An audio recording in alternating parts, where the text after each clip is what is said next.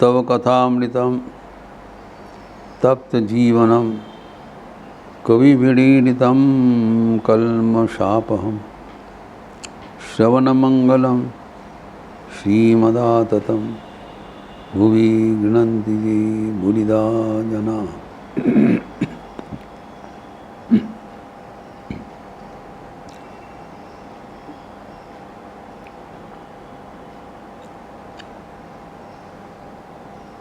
श्री श्री ठाकुर के कथा का पावन प्रसंग हो रहा था। श्री रामकृष्ण ने कहा, ईश्वर की ओर आगे बढ़ने के लिए मैं कैसे कहूँ, क्योंकि ज़्यादा बढ़ने से संसार का हिसाब रखना मुश्किल हो जाता है। संसार पक्का हो जाए, इसीलिए सोच बूझ के मुझे बताना पड़ता है, ये भी करो वो भी करो। क्योंकि ईश्वर के प्रेम इतने सर्वग्रासी है, तब कोई संसार के हिसाब किताब मानना मुश्किल हो जाएगा। भक्ति शास्त्र में वही बात कहा गया है जिसकी चर्चा हम कर रहे थे, और वास्तव में भी हम वैसी देखते हैं। दक्षिणेश्वर में जब ठाकुर रहा करते थे, भक्तगण आके उपस्थित होते थे, संकीर्तन होता था, ठाकुर सबको लेके नाचते थे। एक दिन वैसे संकीर्तन का आयोजन हुआ, ठाकुर नाचने लगा, नृत्य करने लगा। ठाकुर का नृत्य के विवरण शरद महाराज ने दिया है। कहते वो जो नाचते थे, कभी कभी उनका शरीर दीर्घ हो जाता, कभी खर्व हो जाता, यानी लगता है कि उनका शरीर का कोई वजन भी नहीं है, जैसे हवा के ऊपर चल रहा है। इतना जो द्रुत उनका पदक्षेप रहता था, इतना छंद में, तो ये एक शोभा था उनका। नृत्य देखना ही एक शोभा था। एक अलग एक व्यक्ति नाच रहे हैं, तो वहाँ पर जो भक्तगण में नाच रहे हैं, विजय कृष्ण गोस्वामी, आप जानते हैं, बहुत प्रभावी है, जो कि परवर्ती काल में धर्मगुरु बना था। वृंदावन में बड़ा आश्रम है जेठिया बाबा का। विजय कृष्ण गोस्वामी ठाकुर के परम भक्त थे, वो भी नाचते हैं। जब संकीर्तन समाप्त हो गया, सब बैठे हैं, तब विजय कृष्ण गोस्वामी उनका जो चाबी खो गया, उनका कुलजी था, कोमर में रखा था, ये इतना सब कोई हंस रहा है, ये चाबी भी खो बैठा, क्योंकि इतना मस्त हो गया, मस्त हो गए। यही बात भक्ति शास्त्र में कहा गया है, मत्तो भवति स्तब्धो भवति आत्मा रामो भवति। यही भक्ति का लक्षण है। जब नारद भक्ति सूत्र में नारद जी भक्ति का व्याख्यान शुरू किया, प्रथम अनुवाक में ही ये कहा गया है, अथा तो भक्ति व्याख्या सामहा, कहते हैं नारद जी, भक्ति का व्याख्यान मैं कर रहा हूँ। पहले ही बताया, सतु अस्मिन परम प्रेम रूपा अमृत स्वरूपा च। ये परम प्रेम है, कोई जागतिक प्रेम नहीं है। सतु अस्मिन, ईश्वर की प्रेम है। जागतिक प्रेम और ईश्वर प्रेम में फर्क है। जागतिक प्रेम को काम कहलाता है, ईश्वर प्रेमी प्रेम है। जहाँ पर कुछ अपेक्षा है, चाह है, प्रेम की विनिमय में कुछ प्रार्थना है, वो प्रेम नहीं है, वो कामना है। जब प्यार अहेतुक है, बिना कोई कारण, निष्कारण भगत शरण त्याजी जाति कुलमान, यही है भगवत प्रेम। कोई कारण नहीं है, कारण हुआ तो काम हुआ। निष्कारण हुआ तो प्रेम हुआ। केवल एक ईश्वर का ही हो सकता है, इसमें कोई कामना वासना नहीं है, जो कि प्रतिक्षण वर्धनशील है। जागतिक प्रेम घटता बढ़ता है, प्यार यहाँ पर कोई घटने बढ़ने का कोई अवसर नहीं है। प्रतिक्षण वर्धनशील, एवर इंक्रीजिंग, एवर एनग्रोसिंग। और वो प्रेम होगा, भयहीन होगा, निर्भय रहता है। जागतिक प्रेम में भय रहता है, ईश्वर प्रेम में कोई भय नहीं है, निर्भय होगा। गोपीगण चले जा रहे हैं, लोक लज्जा, उनके घर में क्या पति है, परिवार है। रात को तुम 12 बजे एक कहाँ बाहर का लड़का को कोई मछली सुना और दौड़ के चले गए, ये क्या, ये समाज में बहुत अच्छा उसका स्तुति होगा, निंदा होगा? They don't care. कारण प्रेम में कोई भय का स्थान नहीं है। जैसे बुलाया बस चले गए, कैनॉट स्टे। यह है प्रेम का लक्षण। और प्रेम में वो समझता है कि हमारा जो प्रेमास्पद है वो मेरे बिना रह नहीं पाएंगे। यद्यपि ईश्वर आत्माराम है, ईश्वर की इसमें प्रयोजन नहीं है, लेकिन ये प्रयोजन है, प्रेम का लक्षण है। माँ यशोदा कहते हैं, मैं अगर नहीं खिलाऊंगी मेरा गोपाल भूखा रह जाएंगे।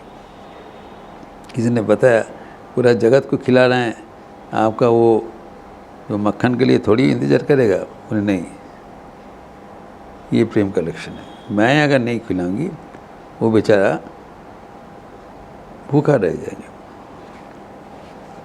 ये है प्रेम का लक्षण। और आगे भी बताया, जंग लब्ध्वा पुमान् सिद्धो भवति, सिद्ध हो जाता, अमृतो भवति, तृप्तो भवति, तृप्ति हो जाता है बार के लिए। जम लब्ध्वा चापरं लवं मन्यते नाधिकं दत्ता, और कुछ नहीं चाहिए, एवं अमृत हो जाता है।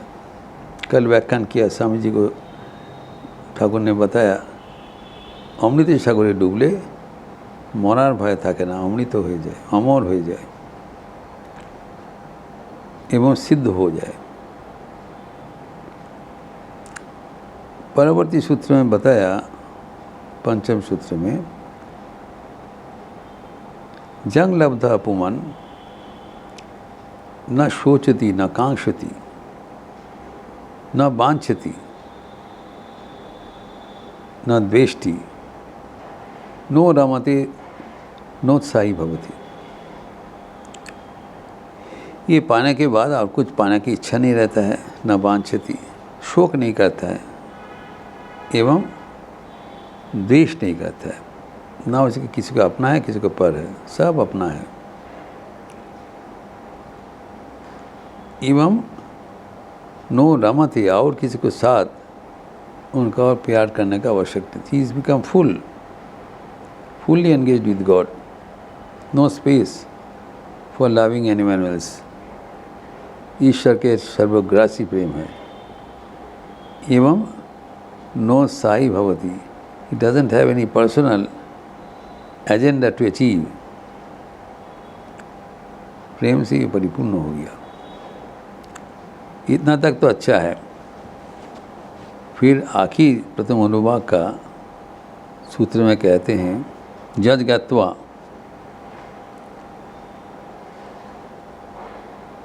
मत्तो भवति स्तब्धो भवति आत्मा रामो भवति। ये बात खतरा है। मत्तो भवति मतलब वो उन्मादवाद हो जाता है। यही ठाकुर बोल रहे हैं, तो कुनार ख्याल रखा जाए ना, मस्त हो जाते हैं। एवं स्तब्धो भवति, जड़वत जैसे हो जाता है। आत्मा रामो भवति, जो अपने आप वो मस्त रहता है और किसी को जरूरत, जैसे बालकवत, बच्चा अपने आप में खुशी है, जो अपने को लेके मशगूल है,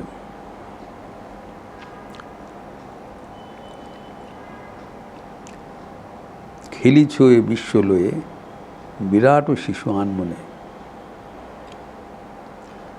पोल सृष्टि तब पुतुल खेला आन मने प्रभुआन आन मने निजेर भावेई तिनि मत्त आत्माराम प्रभु का और किसी का जरूरत नहीं है, वो अपने आप वो खुश है, आनंदपूर्ण है, वी नीड नॉट थिंक। जो ठाकुर ने बताया, ये कोई भक्तों ने बताया, देखो ईश्वर निरस है, उनको हमें भक्ति रस से सिंचित करना पड़ेगा। ठाकुर ने इसका उल्लेख किया कि कितना निर्बुद्धि है, ईश्वर के बारे में कुछ नहीं जानता है। जो रस स्वरूप वो क्या हमारा भक्ति रस में पाने के लिए इंतज़ार करेगा? वो आत्मा नाम है, उनका किसी का प्रयोजन नहीं है, हमें उनका प्रयोजन है। और सरल है, बालक बात है। और उसके साथ साथ बताया जड़वत हो जाते, स्तब्धो भवति, इज बिकम डेज्ड। खतरा बात है, मत्तो भवति, उन्माद बात हो जाता है। जो ठाकुर कहा करते थे, जो ईश्वर के साथ बातचीत करते हैं, रहते हैं, he does not care for any तो लोक लज्जा क्या होगा नहीं होगा, वो एक दूसरा आदमी का दूसरे जीवन का बात हो जाता है। लेकिन नहीं तो भक्ति का लक्षण है। तो भगवान को पास ज़्यादा जाने से हमें इसके लिए भी तैयार हो जाना चाहिए कि हम कपड़ा भी उठाते रहेंगे और नदी में स्नान भी करते रहेंगे, ये नहीं होगा। ईश्वर के प्रेम सागर में अपने को समर्पण करने के लिए तैयार रहना चाहिए, क्योंकि वे कोई हिसाब किताब करके, प्यार में कोई हिसाब किताब नहीं रहता है, वो बंधन ही होता है। बांध भांगा उच्छ्वास, इसका जो प्रकाश जो प्रेमी कविगण उद्धृत किया है गीत के माध्यम से, जिससे हमें ये प्रेम का आभास मिलता है। शास्त्र में जो कहा जा रहा है वो जीवन में कैसे होता है, इसका आभास जो प्रेमी कविगण उल्लेख किया है, जिसका चर्चा हम अगले दिन करेंगे। तब पता चलेगा ईश्वर प्रेम क्या है। हम जानते हैं, बस उसका चर्चा होना चाहिए, क्योंकि वही जीवन का पराकाष्ठा है, वही हमारे जीवन का लक्ष्य है। इसका विस्तार हम अगले दिन करेंगे। ओम शांति शांति शांति। हरि ओम तत्सत। श्री राम कृष्णार्पणमस्तु। यद्यपि आज शनिवार है, लेकिन आज एकादशी भी है, इसलिए संध्यारति के उपरांत काली कीर्तन के परिवर्ते राम नाम संकीर्तन होगी। आप सबका स्वागत है। अच्छे रहिए, स्वस्थ रहिए, आनंद में रहिए। नमस्कार।